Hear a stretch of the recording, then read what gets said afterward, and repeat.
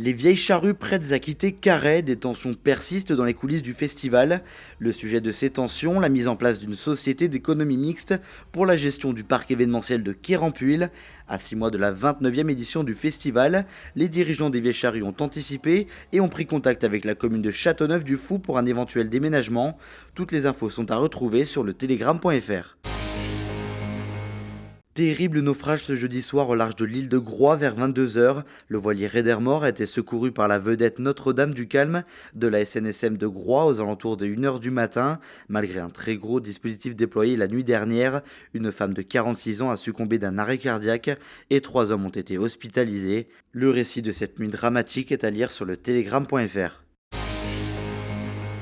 De nouvelles actions de protestation contre la réforme des retraites ont eu lieu à Lorient tôt ce vendredi matin. Entre 60 et 70 dockers et agents portuaires ont allumé des feux de palette sur plusieurs ronds-points avant de s'installer au port de commerce qu'ils prévoient de bloquer jusqu'à lundi matin. Ces actes s'inscrivent dans le cadre du mouvement Port Mort entamé ce jeudi par les ouvriers dockers CGT de Lorient.